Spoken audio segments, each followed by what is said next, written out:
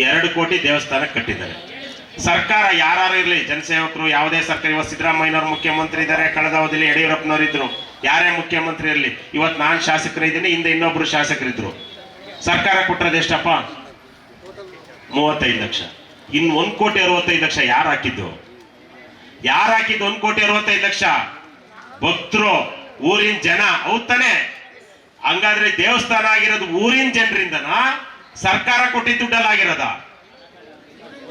ಹೇಳಿ, ಕಾಯಕ ಮಾಡಿದ ಜನರಿಂದ ಆಗಿರುತ್ತಾರೆ. ಹನಿ ಹನಿ ಗುಡಿದ್ರ ಹಳ್ಳ, ತೆನೆ ತೆನೆ ಗುಡಿದ್ರ ಪಳ್ಳ. ಹೌದಲ್ವಾ? ನೀವೆಲ್ಲ ₹100 ಆಗ್ಲಿ 10,000 ಆಗ್ಲಿ ಕೊಟ್ಟಿದ್ದೀರಾ ಇಲ್ವ ಇಲ್ಲಿರೋರು? ಮತ್ ದೇವಸ್ಥಾನ ಯಾರ್ದು? ಗ್ರಾಮದ್ದು, ಊರಿಂದು. ಇದನ್ನೇ ಬುದ್ಧಿಯವರು ಹೇಳ್ತಾ ಇದ್ರು ನಾನು ಬರುವಾಗ ಆಶೀರ್ವಚನದಲ್ಲಿ, ಯಾರು ತಾನು ತಾನು ಅಂತ ಹೇಳಬಾರದು ಅಂತ. ನಾನು ಅಲ್ಲಿಂದ ಬರುವಾಗ ಕೇಳಿಸ್ಕೊಂತ ಇದ್ದೆ ಬುದ್ಧಿಯವರು ಮಾತಾಡೋದನ್ನ.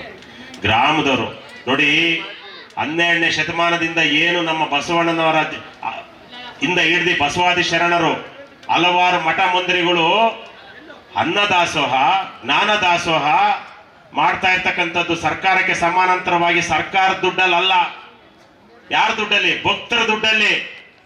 ಅಂದ್ರೆ ಇವತ್ತು ರಂಗನಾಥ ಸ್ವಾಮಿ ದೇವಾಲಯ ನಿರ್ಮಾಣ ಆಗಿದೆ, ಆ ನಿರ್ಮಾಣಕ್ಕೆ ಕಾರ್ಯಕರ್ತರು ಈ ಊರು ಮತ್ತೆ ಸುತ್ತಮುತ್ತಲಿನ ಭಕ್ತರು ಅನ್ನೋದನ್ನ ನಾವು ಮರಿಬಾರ್ದು. ಎಷ್ಟೇಳಿ ಹಾಕಿರೋದು? 165 ಲಕ್ಷ ಅಲ್ವಾ? ಈ ಜನಪ್ರತಿನಿಧಿಗಳು, ನೀವು ನಮ್ಮನ್ನು ಆಯ್ಕೆ ಮಾಡಿದೀರಾ, ನೀವು ಆಯ್ಕೆ ಮಾಡಿದ್ರೆ ಜನ ಕೆಲಸ ಮಾಡಕ್ಕೆ ನಮ್ಮ ಪಾರ್ಟ್ ಅಷ್ಟೇ ಅದು. ಆದ್ರೆ ಮಾಡ್ಬೇಕಾಗಿರೋ ಕೆಲಸ ಮಾಡಿರೋದು ನೀವು. ಹಾಗಾಗಿ ಇದು ಜನರ ದೇವಸ್ಥಾನ, ಊರಿನ ದೇವಸ್ಥಾನ, ಗ್ರಾಮದ ದೇವಸ್ಥಾನ ಅಂತ ಹೇಳ್ತೇನೆ.